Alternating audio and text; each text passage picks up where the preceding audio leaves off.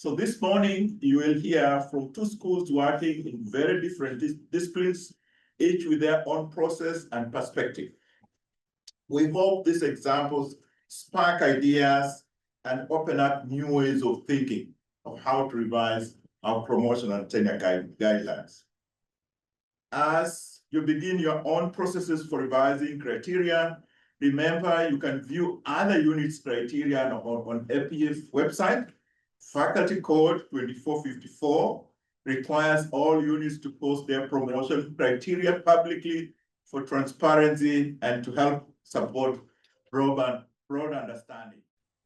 This morning, you will first hear from the School of Public Health, Leanne Shepard, who served as past chair of their faculty council and is now interim chair of Environmental and Occupational Health Sciences. Will present with Wendy Barrington, Director of the Center for Anti-Racism in Community Health and ALP Faculty Fellow this academic year. After that, we'll hear from the Foster School of Business with Jennifer Koski, Professor of Finance and Associate Dean for Academic and Faculty Affairs. And Jennifer came with the Associate Dean for Undergraduate. Thank you all for being here. And with that, let's get started. Welcome. Thank you so much. It's a pleasure to be here with you all this morning. My name is Wendy, as Fred was just introduced. I'm Leanne Shepard. And we're just going to be sharing with you our process for revising our promotion and tenure criteria. And Leanne did a fabulous job organizing this presentation by 4 main questions that we're going to start with. Beginning with what was our motivation for undertaking this effort, just to set the context. So as a part of the School of Public Health, we have a very explicit commitment to diversity, equity, and inclusion, as well as anti-racism principles and decolonizing principles. And there was a very concerted effort to embed these principles within our strategic plan. And then we also have our center, which I'm serving as the director, to support us in institutional policies and practices that we want to undertake together as a community to be able to actually embed these values within our day-to-day, and that day-to-day being our research, our teaching, and our service. Our values, really collaboration, community, equity, justice, and anti-racism, and positive impact, innovation, and sharing. We were guided in this. I was very honored to serve as co-chair of a national panel where we were creating some guidance across schools and programs of public health about what it meant to facilitate inclusive excellence within our women in particular. And this was actually a 2-year effort with this particular body. As I served as co-chair, we actually worked with our member institutions to hear where they were at, because of course there's a spectrum in terms of how people are conceptualizing not only these principles, but also how they are actually applying them within their own context. So we provided, and this is actually available online, but we were convening a panel of faculty from across the country, different peer institutions, and we came together through a very intentional process of identifying our shared values, how we were going to work together, what were the behaviors and the ways in which we wanted to embody these principles in our relationship with one another to ultimately produce something tangible that could be used to help others do what we are visioning as the future of public health.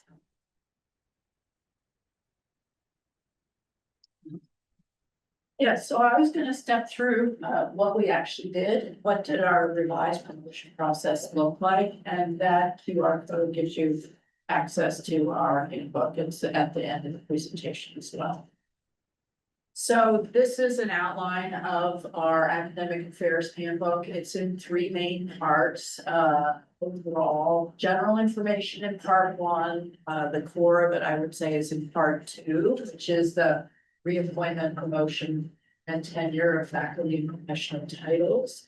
And within that, there is a section on guidelines, which really frames how we're thinking about the evaluation process.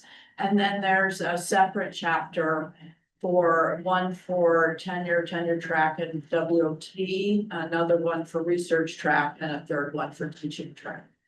And within those sections, there are tables about what our expectations are for effectiveness for each of the tracks and ranks, each one separate. And then one of the things that I think is nice, but we're not going to spend too much time on today, is a whole part 3, which is navigating the promotion process, and that's meant to give candidates a lot of general advice about how we approach it and really lay out a lot of details so they can understand. And there's a nice section on advice to the candidate as well in there. And different roles for all the different groups that are involved. And then we have appendices and a whole end section, but the appendices I think are the most important part. And a lot of links, some very important activity tables, which Wendy's going to talk about later. Some metrics that that reflected our historical practices, so people could see what our both our minimum expectations were and what typical promotion would like, and some case studies so people could think about how to put their packets together. So today we're going to focus predominantly on the meat of the handbook, part 2, as well as the activity tables. So in the overview of part 2, there's several new things that we did that to address the handbook in the context of the motivation that Wendy talked about. So first of all was this holistic qualitative review approach. And so we outlined a general overall assessment approach as well as domain specific evaluations where we have the research and scholarship domain, the teaching domain, and the service domain. And then also a whole section on identifying and mitigating bias. And then another new piece was these tables that I already mentioned, which I'll show you examples of. That each of the tables have columns for each domain, the expectations for effectiveness and the criteria. And then we also were real careful to try to link the faculty code and governance guidance with our explicit instructions. And actually that led us to revise some of how we thought about the promotion process when we looked really carefully at the faculty code and governance set that then led to a number of changes that I thought were really useful. So in the section 6, where we give the guidelines, this is a graphic of how we were thinking about it. So we have a holistic qualitative review.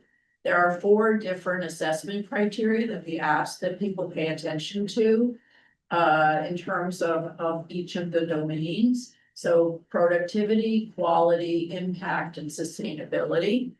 And then each of those is relevant for each of the domains, the research scholarship domain, the teaching domain, and service domain. And complemented with that is our activities that we have that Wendy's going to talk about that give you examples to consider and how you might think about that, because so many of our faculty do their work in such different ways. And we want to honor all those different ways that people do their work and contribute. So here's an example of the first expectation for effectiveness table, just to show you what it looks like. There, as I said, there's one for each rank within each track. And so that we have each of the 3 domains, then we have expectations, and then the criteria for each of the expectations that people should be considering. And so these vary, we don't have all 4 for all of them, and they vary a little bit by rank, meaning that like sustainability, for instance, you don't see that on this assistant level because it's really too early in their career to have demonstrated that.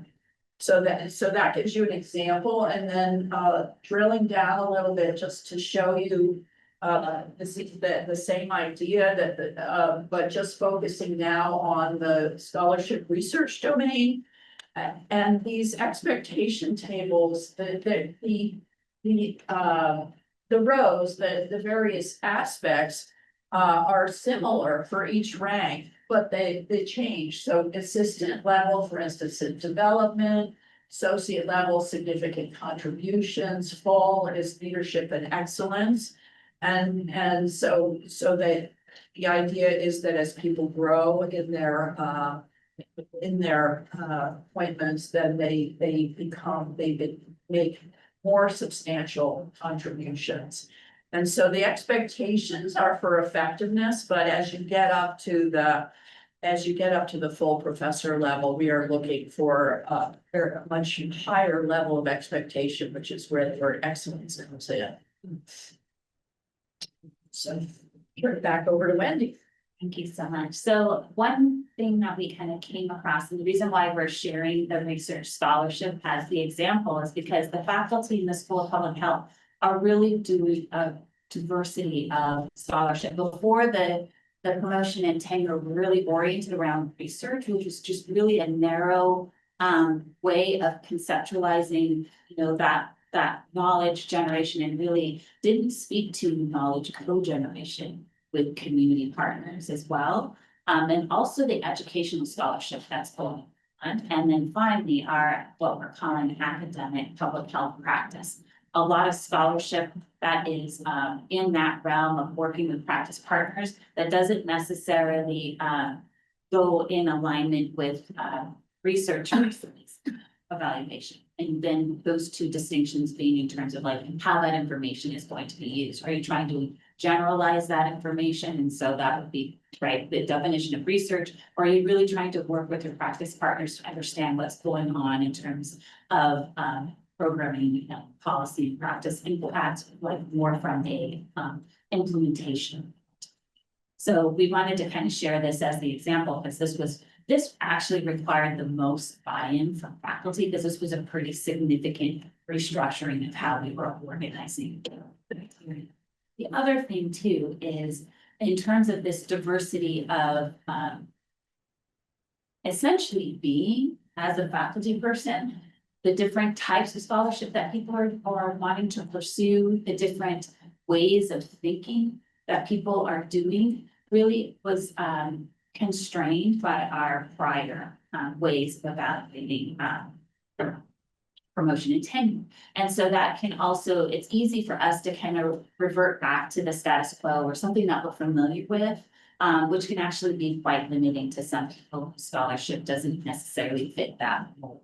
So for example, I wanted to show the examples of, we provided what we're calling example activities. And this was really inspired by the table of exemplars that the School of Nursing had developed several years ago. And I sit in both units. And so what we did was actually incorporate opportunities for faculty who are actually doing scholarships specific to anti-racism, specific to our principles, faculty who are doing research in partnership with communities, which actually makes kind of how you count the currency that we typically use to judge productivity or to judge excellence. That has a huge impact because it takes longer to do that in collaboration with community partners. A lot of times there might be very specific intention to share power within the academic setting by supporting partners to take leadership on papers, for example, or to take leadership on grants. So we were having all of that in mind in terms of wanting to have a diversity. So we call this really an expansion of understanding what it looked like to actually serve as a faculty in these various faculty roles. So you can see that we do that for assistant, we do that for associate, we'll do that for professor, and really wanting to kind of demonstrate this progression about the level of contribution that the person is doing. The other thing that we noticed in our prior versions, that it was really based on scale, which when you think about people who are doing work in global health, that doesn't quite translate because you're already with partners in global context, or what we were calling international context. So we were really trying to think about how could we make this as consistent as an expectation, no matter who you're working with, where you're working, what your context is. So here's the example for research. I mentioned like some people are really having the traditional bread and butter NIH funded research. And so this actually didn't change much because this was what most of our criteria were already based on. We recognized we needed to move and expand beyond this. So we also developed tables for the educational scholarship. I will say, tenure line faculty may choose to actually devote their entirety of their scholarly career within one or multiple of these buckets, if you will. And then also just to say that these are also used to help inform the educational scholarship expectation for higher ranked teaching track faculty as well.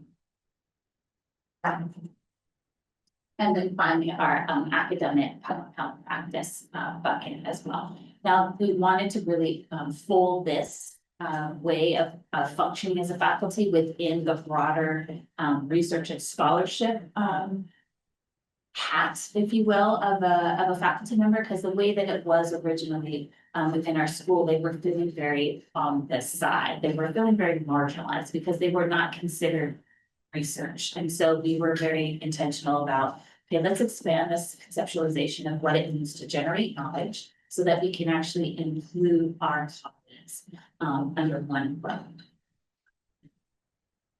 So what steps did we do to carry this out? So we were very much on this a participatory process with faculty. We recognized, that there's a huge diversity of thought, there's a huge diversity of experience, there's a huge diversity of investment in what we were trying to do. And so what we did was really, it was essentially a 2-year process that was sparked by the first attempt at revision, faculty coming back and saying, you know what, there's nowhere does this talk about our values, EDI, equity, diversity, inclusion, and anti-racism in our handbook. So we actually put a preamble in our handbook as well, in terms of like talking about how important these values are and why, in terms of the validity of the knowledge that we're trying to generate. We also, and beyond, Anne mentioned this, we also wanted to be very explicit in terms of like what bias looks like in the motion and tenure evaluation process. To account for, we know it's documented that NIH funding is not equitable across investigators. We know that. For example, that Black scientific faculty researchers are being funded to a lesser degree, despite having the same level of operation, the same number of applications. I mean, that's documented. We also know, right, that student evaluation is different, right, by faculty of color, by women faculty, we know all of this. So we were wanting to make this explicit within the handbook so that it becomes an expectation to consider that in the evaluation process. Finally, just wanted to recognize that we have major contributors. We had departmental reviewers of our final version. We had an EDI working group that was inclusive of all the departments. We had a writing group that was also inclusive across departments as well. So we tried to make this as broad-based as possible. I didn't mention this, but we conducted focus groups, we conducted a faculty survey, we talked at department meetings, we talked at all school meetings, all the while collecting feedback and made those adjustments to that feedback very transparent. We also had a website, right, where all of this was available for faculty to be able to come in and see what was happening. So the last thing we wanted to touch on was what resources were needed and what challenges did we face. So this, it was a lot of, it was really a huge effort, and the effort that Wendy led in the beginning, that took a lot. We realized in order to make it happen by the end of last academic year, or the year that ended in 2024, we really needed to push, and then it was sort of like a whole new group came in to push to pull it together. And so yeah, so we had a writing group that did a lot of that late 2023, spring 2024, and then like I mentioned, the departmental reviewers.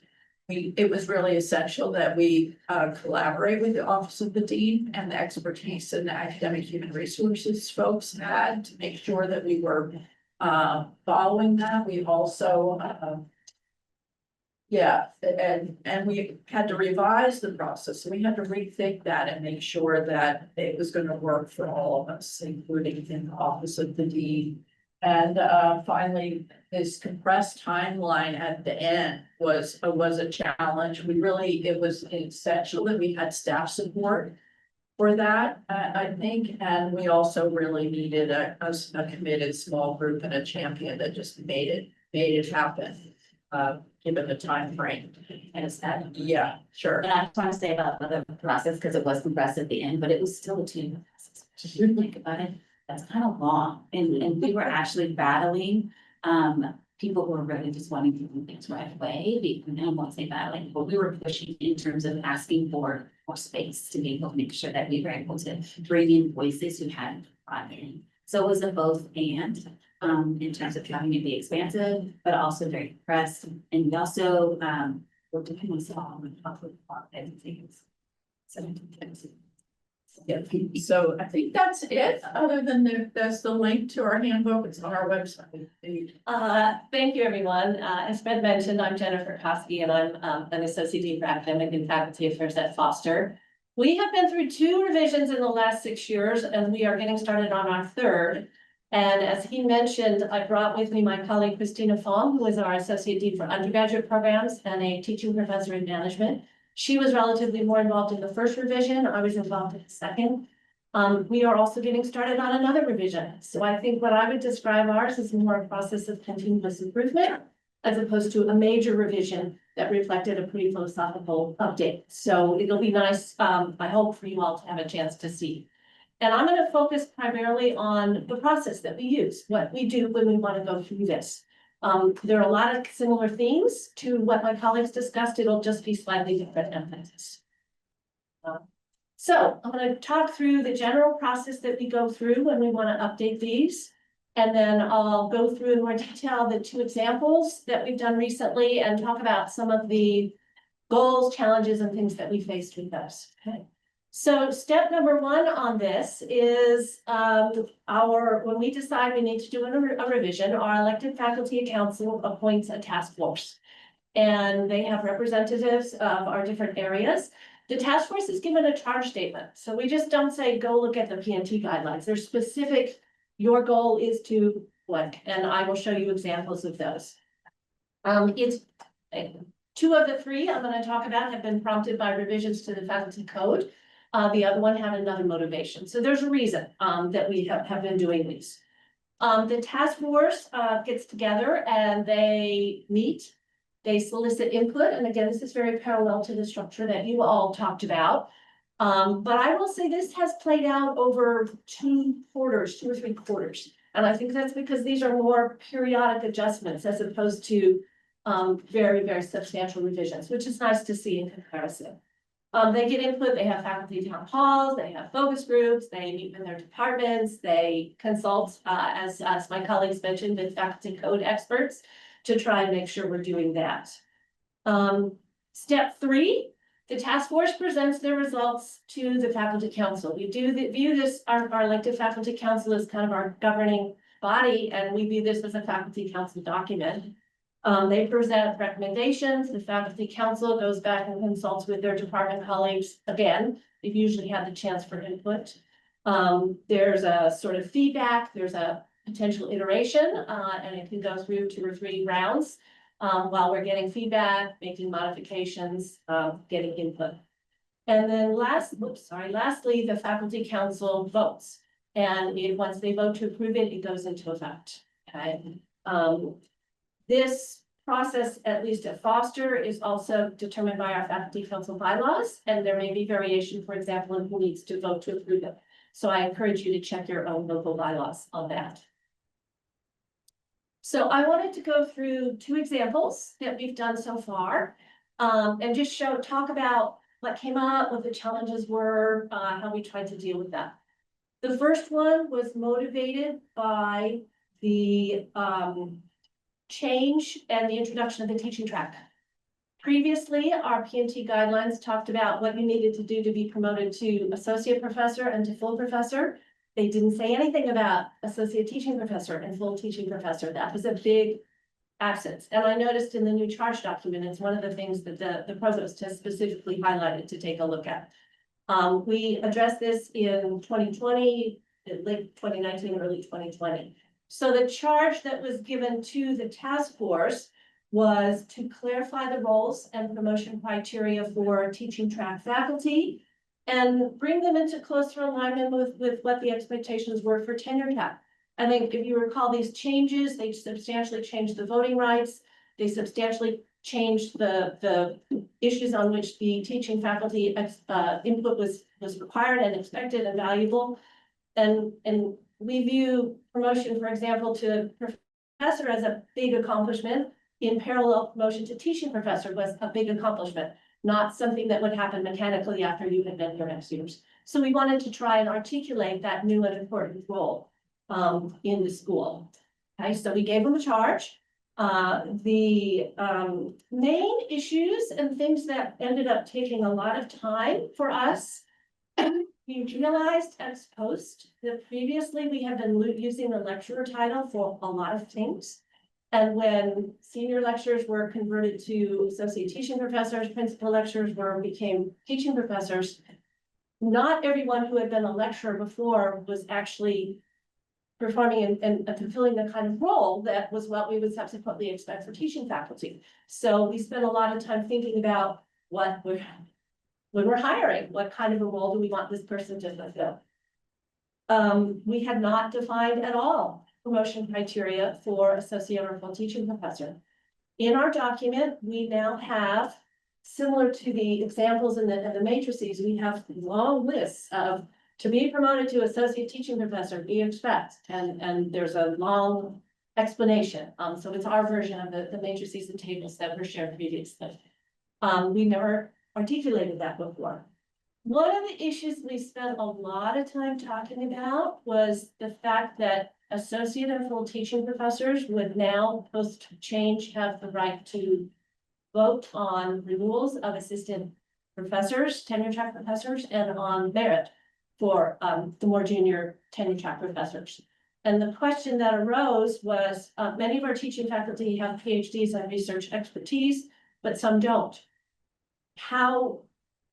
What did we want to say about how associate teaching professor with, say, a master's degree would think about research record of an assistant teaching professor after their career renewal? That was really valuable for us. I think it forced us to have deep conversations about these roles and the expertise that we wanted for people in these different positions.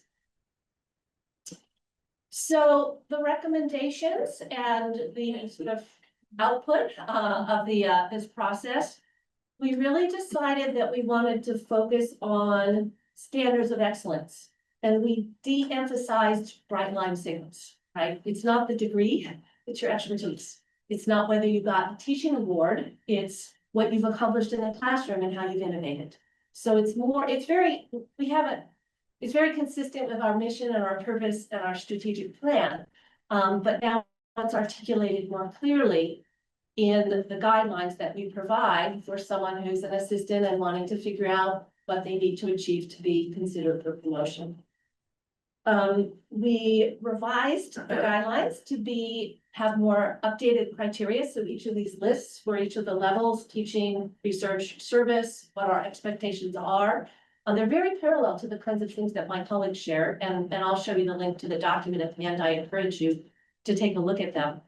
Appreciating that they're pretty field specific, I didn't include them here, but we have much more detailed lists about what we're expecting, including new sections. Promotion to associate teaching professor, promotion to full teaching professor, what is expected now. We also are much more deliberate now, and when we're appointing people, the university has a lot of cuts. There's a lot. Making sure when we're hiring somebody, we've clearly articulated what their role will be, what we expect from them, and then that we're hiring them. Should it be a competitive position? Should it be something else? So that was the first round. And I also wanted to note, shortly after these revisions were complete, the faculty council decided to also review the faculty council bylaws, which had outdated references to the tracks and positions. We don't have clinical faculty, so for us, it's teaching and research faculty, but these are, I don't know, I would say living documents, right? They need to stay current and they need to reflect your purpose and mission as well as the faculty. Fast forward a couple of years and we did it again. This was not motivated by a specific change to the faculty code. Rather, it really came from two sources. One source was we had a faculty member who pointed out some mistakes or flaws in the document, right? Some of our references to faculty code were out of date. There was some language in there, and again, this is parallel to your review, that was potentially biased or vague and ambiguous. And it was a very legitimate point in that, and inclusivity is also very important to us as well. And then in parallel, although the original 2020 task force had updated with articulating scholarly, what we call research at the time, scholarly expectations for teaching faculty, we were learning how to do that. And I think this is something that the whole university was working on. I think the university was also providing updated guidance as to how to think about scholarly contributions of teaching track faculty, which is valuable and important as well. So because of that motivation, and again, it's interesting, this came from our own need and an individual faculty member's concerns, and not an explicit new revision of faculty code. We formed another task force, gave them these stated objectives, ensure that the document is consistent with code, review the document to consider revisions to clarify the language. We had terms like interesting research. What is that, right? And make sure that it's more inclusive and less biased. Again, we had terms like team player and collegiality. Also, I have colleagues who do research on this. Those are problematic terms in this field. So we took those, asked them to take a look at these issues in the language and to provide further clarity on scholarship for teaching faculty. So what did they recommend? They revised the guidelines again. This one turned out to be, I mean, that didn't sound like a big charge at the beginning, but it turned out to be a really big revision. I think in 2020, the focus was more on setting up a parallel structure for teaching faculty relative to the one that existed for tenure track faculty. This time it was really on providing further clarity, like your matrices. Exactly what do you need to do? And I encourage you to take a look at the document. There's very specific lists of the kinds of things. We changed expertise and research expectations to teaching faculty to scholarly expectations, consistent with the guidance we were getting from the university. We removed the vague and biased language. We added a lot more examples of measurable actions. I think, Fred, you underlined the word guidelines. We view these as guidelines and not criteria, because criteria implies a checklist. You do these 3 things and you publish 5 papers and you're on 3 editorial boards and you promoted. It's not. You all know it's a collection of ways you can make a contribution that are valuable and considered as a whole.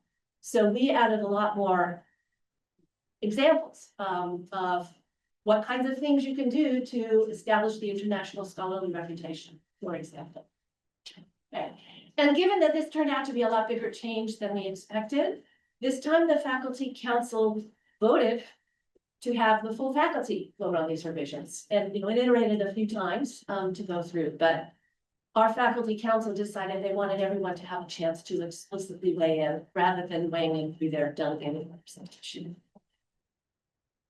So we are now doing a third one in response to the provost's charge. I think the good news is that we've already started tackling a lot of the issues that the provost mentions in the memo, like teaching track, the introduction of the new track. We've had conversations about some of the other things that have been brought up. For example, community engaged scholarship and work, Open science, open scholarship, the core elements of effective teaching. I think our teaching criteria are very focused on fundamental core elements. I don't know exactly how it maps to the new faculty code language, but that's kind of been our philosophy all along. So I again don't know if this will turn out to be a huge one or a more modest revision. But the faculty council is already appointing the task, in the process of appointing the task force. And again, we have a March deadline, so we'll need to move pretty quickly on this as well. I just had a couple summary points and, to share our lessons. I think your P&T guidelines should be specific enough that they help answer a junior faculty's question, what do I need to do to be promoted, in a transparent and fair, equitable way. But they also need to be broad enough to recognize the lots of different ways faculty make contributions. You know, if faculty code changes and you don't need to make any changes to the documents, I would ask you to suggest you ask yourself whether they may be too big or broad. Right? They should be specific. It is driven. This is a process that's driven by the faculty code. The faculty code is the university governance level way of articulating what's important and what's a priority. So lastly, you know, faculty code changes. Probably, I was already on my radar to go back and look at the core elements of teaching, even before the provost memo came out. And that's how we approach it. If you're interested in seeing more about how we articulate what you need to accomplish in research, scholarship, research and scholarship teaching or service of the different tracks and levels, here's our document. And also I think Marjorie has her website that has all of them.